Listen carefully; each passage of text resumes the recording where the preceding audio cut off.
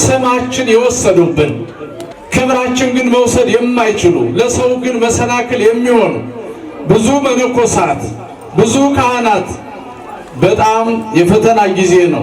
የትኛው ክርስቶስ እንዲወለድ ትንቢት ሊናገሩ እንደተፈጠሩ የማይታወቁ ሐሰተኞች ነቢያት ይገባል፣ ብዙዎቹንም ያስታሉ። እውነት ነው፣ ብዙዎቹ ስተዋል። በጣም ክፉና አስቸጋሪ ዘመን። ስለዚህ ክርስቶስ አለ ለማለት ምልክት ለሚያሳዩ ሰዎች ራሳችሁን ልታዘነብሉ አይገባም። ምልክት ለማያመን ሰው እኛ አማኞች ነን፣ ልጆች ነን ለማለት ነው። በጥቂት ዘመናችን ብዙውን ዘመን እንዳናጣ ጥንቃቄ ያስፈልጋል። አቤቱ አምላካችን ሆይ በሉ እስቲ ሁላችሁ በፍርድ ቀን በቀኝ እንድታቆመን በበላነው ሥጋህ በጠጣነው ደምህ በጠራነው ስምህ ብለህ እንደ ቸርነትና እንደ ምሕረትህ ብዛት የሰው ልጅ የምትወድና የሰው ልጅ ተብለህ የተጠራህ ለሁላችንም በቀራንዮ ደምህን ያፈሰስክ አምላክ በምሕረት ሸፍነ በቀኝ እንድታቆመን ያንተ ፈቃድ ይሁንልን። ሁላችንም ያቆመን። እንግዲህ ምንትኑ ተአምሪሁ ለመጻትከ ወለህልፈተ ዓለም፣ ያ የመጨረሻ የመምጣት ምልክቱ ምንድነው? የዓለም መጨረሻስ ምንድነው ብለው የጠየቁትን መነሻ አድርገን የዓለም መጨረሻ በሚል ርዕስ የማቴዎስ ወንጌል ምዕራፍ 24 ቁጥር 3 ላይ ያለውን የእግዚአብሔርን ቃል መነሻ አድርገን እጅግ በጣም ሰፊ ትምህርት ስለሆነ አጭር አድርገን እንሰበስበዋለን እንጂ በአንድ ስብከት በአንድ ትምህርት መድረክ ላይ የሚገለጽ አይደለም።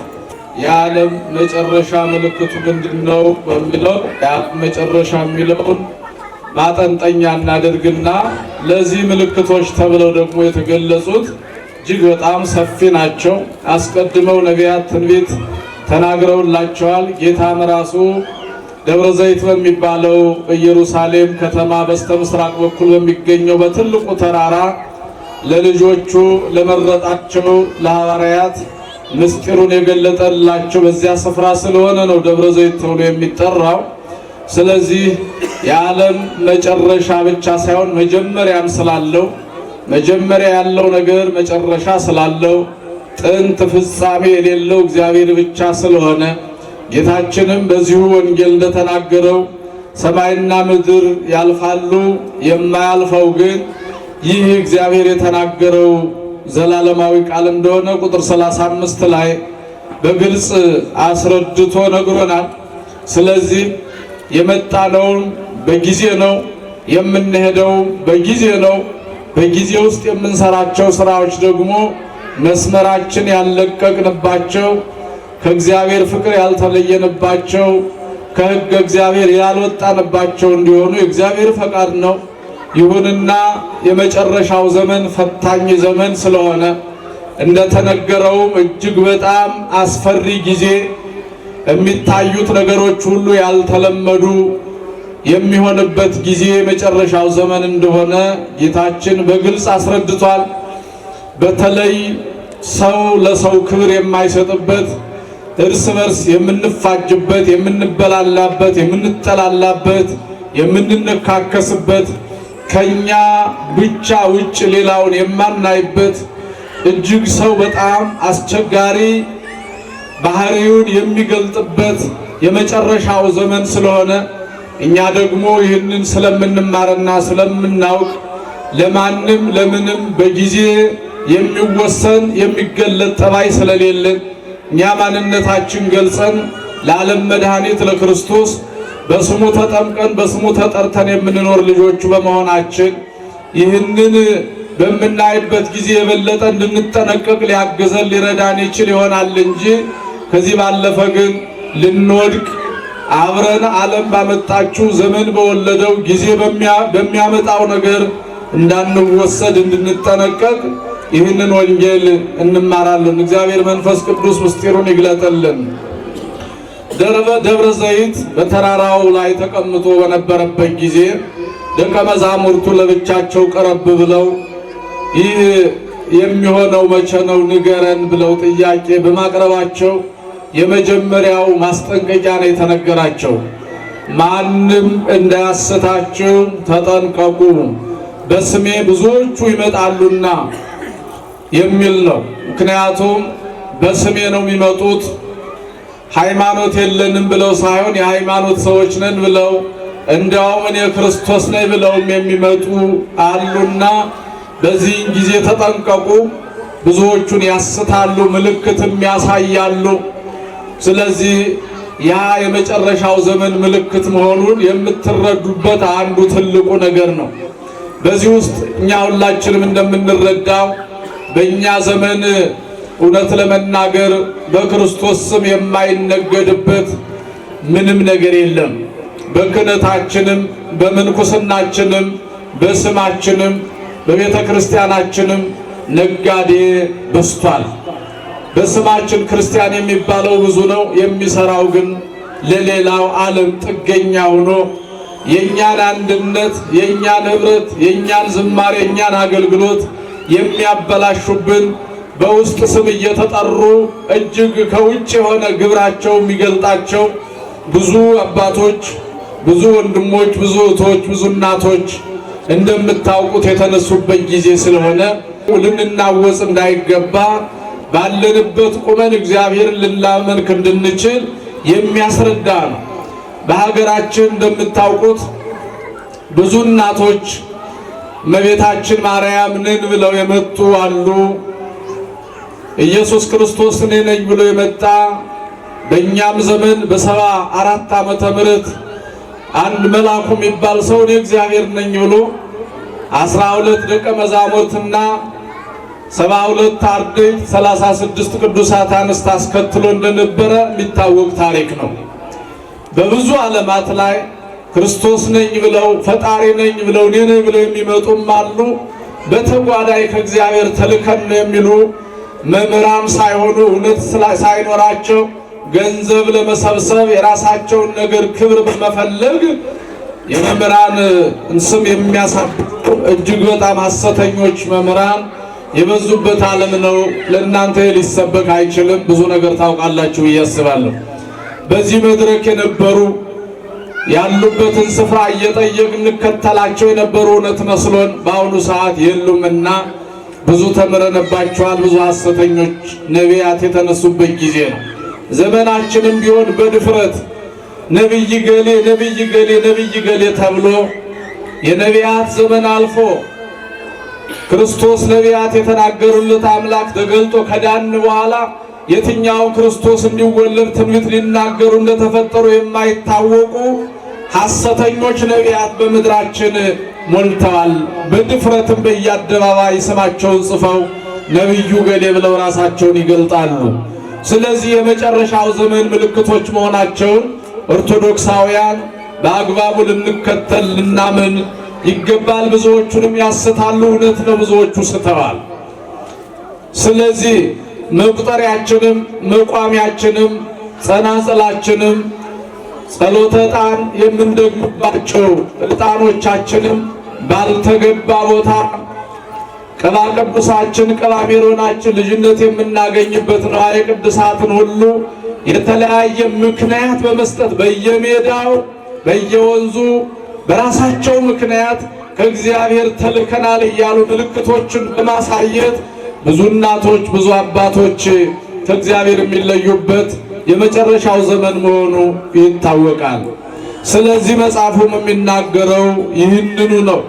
ይህ ሊሆን ግድ ነው። ሕዝብ በሕዝብ ላይ መንግስት በመንግስት ላይ የጦር ወሬ እንደምንሰማ እርስ በራሳችን ሰላም እንደሌለን ሰላም የሚባል ከሰው ልብ ተፍቆ የወጣ እስኪመስል ድረስ ባዶአችን የምንቀርበት በጣም ክፉና አስቸጋሪ ዘመን ቅዱስ ጳውሎስ ለልጁ ለጢሞቴዎስ እንደነገረው ሁለተኛ ጢሞቴዎስ ምዕራፍ 3 ቁጥር 1 ላይ በዚያ ቀን የሚያስጨንቅ ዘመን ይመጣል ብሎ እንደገለጸው የሚያስጨንቅ ዘመን ነው። በዚያ ዘመን ትዕቢተኞች፣ ትምክህተኞች፣ ራሳቸውን የሚወዱ ለገንዘብ ራሳቸውን የሚሸጡ የሚጥሉ ገንዘብን ከራሳቸው በላይ የሚወዱ ሰዎች የማይታዘዙ ለወላጆቻቸው ጭምር ልጅነታቸውን የማይገልጡ ትውልዶች ናቸው፣ ክብር የሌላቸው ኃይሉን የሚክዱ ብሎ ለጢሞቴዎስ የነገረው ያ ዘመን አሁን ያለንበት የመጨረሻው ምልክቶቹ የታዩበት ዘመን ነው። ስለዚህ በዚህ ዘመን ቆም ብለን ራሳችን ማንነታችን እያየን በንስሐ እየታጠብን የበደልነውን ይቅርታ የምንጠይቅበትና ተዘጋጅተን የምንጠብቅበት ነው። የዓለም ፍጻሜ የጋራ የወል መጨረሻ ስለሆነ ነው ዛሬ የምናወራው እንጂ የእያንዳንዳችን የዓለም መጨረሻ ደግሞ ነፍሳችን ከስጋችን የሚለይበትን ቀን ማንም አያውቀውም። ያ ጊዜ ለእያንዳንዳችን የዓለም መጨረሻ ነው። ከዚያ በኋላ ተመልሰን ንስሐ መግባት፣ ከዚያ በኋላ ከንስሐ አባታችን ጋር መመካከር፣ ከዚያ በኋላ ምጽዋት መስጠት፣ ከዚያ በኋላ የጸሎት ጊዜ ሊኖረን ወደ ቤተ መቅደስ መመላለስ የለም። ለፍርድ ቀን ብቻ ተጠብቀን ነው የምንቆየው። ስለዚህ የመጨረሻው የፍርድ ቀን ደግሞ እግዚአብሔር ብራብ አብልታችሁኛል፣ አጠጥታችሁኛል፣ አልብሳችሁኛል፣ አስፈትታችሁኛል፣ ጠይቃችሁኛል እናንተ ወዳጆች የሚላቸውን ብቻ በቀኝ የሚያቆመው ታላቁ የመላእክት አለቃ ቅዱስ ሚካኤል ነቢየ እግዚአብሔር ዳንኤል ምዕራፍ 12 ቁጥር 1 ላይ እንደገለጸው ስለ ሕዝቡ የሚቆመው በንፋተ ቀርን ዓለምን የሚሰበሰበው ቅዱስ ሚካኤል ነው። ስለዚህ በመላእክቱ ተጠብቀው ወዳጆቹ በቀኝ በኩል የሚቆሙበትን ያንን የፍርድ ቀን ዛሬውኑ ቀድመን ካልሰራ ነው፣ ዛሬውኑ ቀድመን ካላሰብነው፣ ዛሬውኑ እንደሚመጣ አስበን ካልኖርን በጥቂት ዘመናችን ብዙውን ዘመን እንዳናጣ ጥንቃቄ ያስፈልጋል። በተቃራኒው እግዚአብሔርን ያላሰቡትን፣ በሕጉ ያልኖሩትን፣ በሥጋው ደግሞ ያልከበሩትን፣ በሥላሴ ስም ልጅነታቸውን ያሳደፉትንና ለልጅነትም ጥምቀትን ሀብት ብለው ገንዘብ አድርገው ያልያዙትን ሂዱ ብሎ የሚያባርርበት በስልጣኑ ቢያዝንም ስለፈጠራቸው ፍርዱ እውነት ነውና ኃጥአንን በግራው አቁሞ ፍርድ የሚሰጥበት አላደረጋችሁልኝም ብሎ የሚመሰክርበት ቃል ስለሆነ ምዕመናን ጥንቃቄ ያስፈልጋል። ረድኤቱ ታግዘን፣ የእግዚአብሔር ቸርነት ያግዘን። የምንወዳቸው ቅዱሳን መላእክቱ፣ የምናከብራት ወላዲተ አምላክ እናቱ እንደው ጠበቃ ሆነውን ትንሿን ስራችን አብዝተውልን በቀኝ እንድንቆም እንዲያግዙን በእውነት ቅንነት ባለው ሕሊና እየለመን እየተማጸን እየጸለይን እግዚአብሔርን መለመን አለብን ብዬ አስባለሁ። የመጨረሻ ደግሞ አንድ በጣም የሚያስፈራ የእግዚአብሔር ወንጌል በዓለም ላይ ይሰበካል ምልክት ነው። እንደተባለው ዘመኑ ይህ ዘመን ይመስላል። የባሰ ነገር ሊመጣ ይችል ይሆናል። የመጨረሻ እውነት ነው። እጅግ በጣም የሚያስፈራ ጊዜ፣ ዓለምን ሊያስክድ የሚችል ፀሐይን ጨረቃን በእጁ የያዘ ምድርን እገዛለሁ የሚል አስፈሪው የመጨረሻው ክርስቲያኖች የሚፈተኑበት ዘመን ይኖራል። ከዚያ በፊት ግን የጣር መጀመሪያ የምልክቱ የጊዜው መጨረሻ አካባቢ እየመጣ መሆኑን የምናውቅበት በነቢዩ በዳንኤል የተባለውን የጥፋት ርኩሰት በተቀደሰችው ስፍራ ቆሞ ስታዩ አንባቢው ያስተውል ይላል። ትንቢተ ዳንኤል ምዕራፍ 11 ቁጥር 31 ላይ ስትገቡ ታገኙታላችሁ። መቅደሱንና ግንቡን ያፈርሳሉ፣ የጥፋት ርኩሰታቸውን ደግሞ በራሳቸው ያቆማሉ። መቅደስ የሚያፈርሱ ግንቡን የሚያፈርሱበት ጊዜ ይመጣል። ቤተ መቅደሱን በትንሹ ንቀው በቀላሉ አይተው የሚንዱበት ዘመን ይመጣል። ያ በሆነ ጊዜ እንዲህ የሚያደርጉ ሰዎች እግዚአብሔርን ስም እየጠሩ አደባባይ የሚቆሙበት ጊዜ አስፈሪ ጊዜ ነው። ያ ጊዜ የመጨረሻ ጊዜ መሆኑን እንድታውቁ ያስፈልጋል ብሎ ጌታችን ኢየሱስ ክርስቶስ የወዳጁ የዳንኤልን ያየውን በአግባቡ ገልጾታል። ስለዚህ ያ የርኩሰት ዘመን ርኩሰት የሰፋበት ጊዜ ቤተ መቅደስ የሚፈርስበት ጊዜ እኮ ታዲያ አሁን ነው ምእመናን። ቤተ መቅደስ እንደምታውቁት እኛ የሰራነው ቤተ መቅደስ አይደለም። ጌታችን እየተናገረ ያለው ስለኔና ስለናንተ ቤተ መቅደስነት ነው። የሰው አካል እግዚአብሔር ቤተ መቅደስ ነው። ቅዱስ ጳውሎስ እንደገለጸው በዚህ ርኩሰት የሚነገርበት ደግሞም እኛ በሰራነው ቤተ መቅደስ ክህነት የሌላቸው ካህናት ነን ብለው በድፍረት የሚቆሙበት፣ ምንኩስና የሌላቸው አባቶች መነኮሳት ነን ብለው በድፍረት በአደባባይ የሚናገሩበት፣ ባሕታዊ ሳይሆኑ ባሕታውያን ነን ብለው መቁጠሪያ ትከሻቸውን እየመቱ በየሰፈሩ የሚዞሩበት፣ እግዚአብሔር ተናገረኝ ምስጢሩን ገለጠልኝ ብለው በእግዚአብሔር ሰዎች ስም በዚህ ሌሊት እንዲሆናል ነገ ደግሞ እንዲፈጠራል ብለው የሚናገሩ ሰዎች በየበሩ በየቤተ ክርስቲያኑ አደባባይ የሚታዩበት ዘመን ሲመጣ የሚያስፈራ ጊዜ ነው። ይህ አስጨናቂ ጊዜ ነው። እውነት ለመናገር የሌለኝን አለኝ ማለት በጣም አሳፋሪ ነው። ስለዚህ ዘመን ደግሞ አሁን ነው። የማይቀድሱ ካህናት፣ የማያገለግሉ መነኮሳት፣ ምስጢር ያልተገለጠላቸው ባሕታውያን የሚሉ አባቶች የበዙበት ጊዜ እንደሆነ ታውቃላችሁ። ስለዚህ ጥንቃቄ ያስፈልጋል። ይህም የመጨረሻው ምልክት ነው የሚሆን። ለእያንዳንዱ ወንድሙ የወንድሙን ክብር አይጠብቅም። ሰፈር በሰፈሩ ያለውን የሰውን ክብር አይጠብቅም። ማንኛችንም ሁለመናችን ለራሳችን ብቻ የምናስብበት ጊዜ እንደሆነ ይሄ መጨረሻው የወንጌል ቃል የሚያስረዳ ይሆናል። ትጠላላችሁ የእግዚአብሔር በመሆናችሁ፣ አማኝ በመሆናችሁ፣ እውነተኞች በመሆናችሁ፣ ደግሞ የሌላችሁን የለንም በማለታችሁ፣ ያላችሁን በአደባባይ በመናገራችሁ አማኞች በመሆናችሁ ትጠላላችሁ፣ ትከሰሳላችሁ፣ በአደባባይም ትቆማላችሁ፣ ትገረፋላችሁ፣ እስከ ሞት ልትደርሱ ትችላላችሁ ተብሎ ተጽፏል ምእመናን። ስለዚህ እውነትን የያዘ በዚህ ዘመን ጎረቤትም የለውም፣ ጓደኛም የለውም፣ የሥራ ባልደረባም የለው። ሁሉም እውነትን እንዲናገሩበት እንዲመሰክሩበት የሚፈልግ የለም። ስለዚህ አሁን ሐሰት ገኖ እውነት ደግሞ ቀዝቅዞ ከስቶ የሚታይበት ጊዜ ስለሆነ እውነትም አባታችን እግዚአብሔር እንደተናገረው የዓለም መጨረሻ ይህ ዘመን ነው ብለን ለመናገር እንደፍራለን። እነዚህ ሁሉ የሚታዩበት ጊዜ ነው። ስለዚህ በየአደባባዩ በምንሰበሰብበት ከጎናችን የሚቀመጡ ቄስ ገሌ የሚባሉ ሰዎችን ስታዩ ታዝናላችሁ።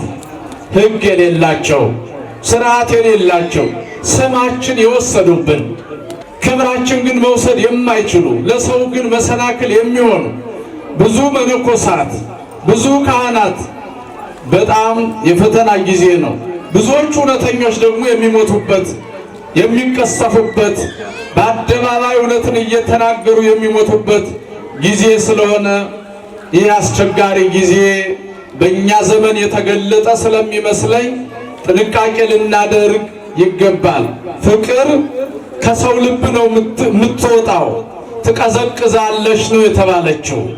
ስለዚህ ፍቅር ሳይሆን ገንዘብ በፍቅር ፋንታ ይነግሳል። ለመኖር ብቻ በዚህ ዓለም ቀጣዩን ዓለም የሚያስብ ትውልድ ይጠፋል። ስለዚህ በዚህ ጊዜ ክርስቲያኖች መጠንቀቅ ያስፈልጋል። አብዝቶ መጸለይ ከሁላችንም ይጠበቃል። ጌታም የተናገረው እንደዚህ ነው፣ ጸልዩ በዛን ጊዜ ከዓለም መጀመሪያ ጀምሮ እስከ ዛሬ ድረስ ያልሆነ ከእንግዲህም ከቶ የማይሆን ታላቅ መከራ ይሆናል። እነዚያ ቀናት ባያጥሩ ዓለም ሁሉ ባልዳነም ነበር። ነገሩ እየከበደ ነው የሚሄደው።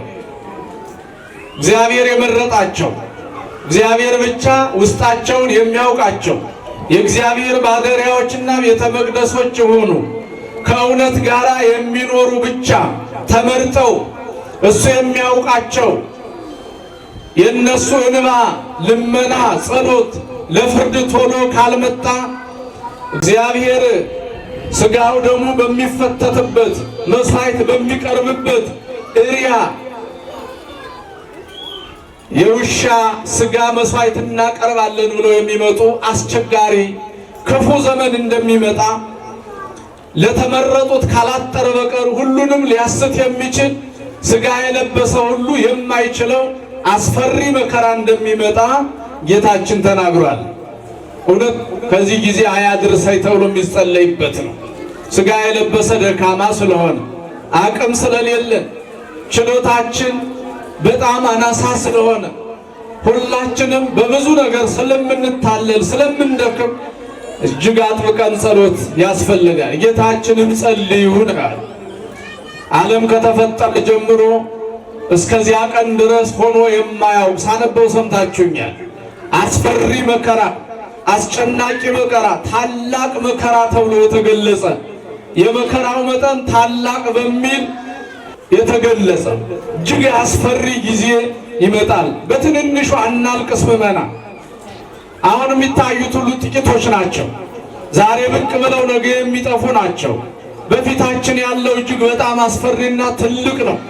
ነገር ግን ልንዘጋጅ ያስፈልጋል።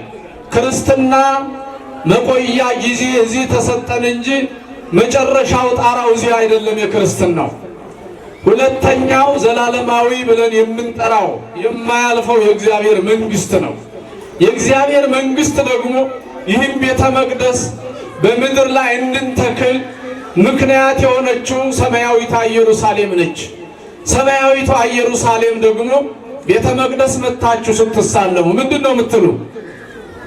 ሰላም ለኪ ቅድስት ቤተ ክርስቲያን አምሳለ ኢየሩሳሌም ሰማያዊት አይደለም የምትሉት? በኢየሩሳሌም ሰማያዊቷ አምሳል የተሰራሽ አንቺ እግዚአብሔር ማደሪያ ቤተ መቅደስ ሆይ ሰላምታ ላንቺ ይገባሻል ብለን እጅ እንነሳታለን። ቤተ መቅደሷ የሁለተኛው ዓለም የመጨረሻችን እሱ ነው ምዕመናን።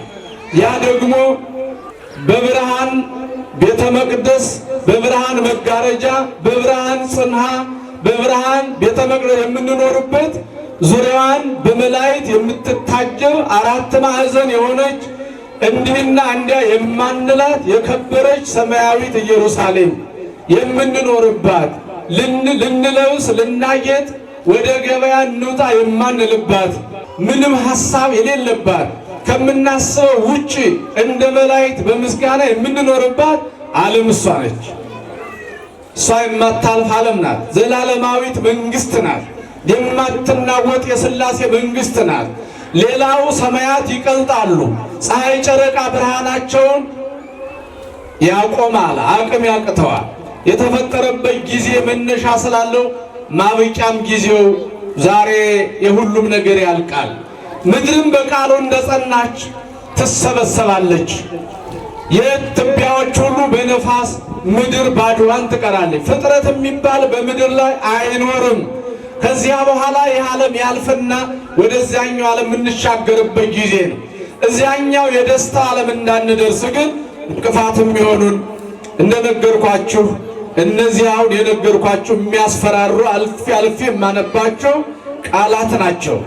እነሆ ክርስቶስ ከዚህ አለ ቢሏችሁ አትሂዱ፣ ወደ ቆላም ቢሏችሁ አትውረዱ፣ ደጋም አለ ቢሏችሁ አትውጡ።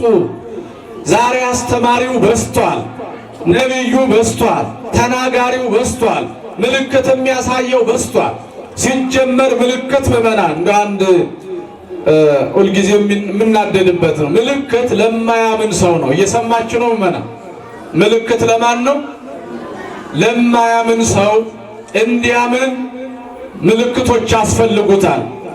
ለሚያምን ሰው ግን ከክርስቶስ በመምጣት በላይ ሌላ ምልክት አለ እንዴ? የት አለ?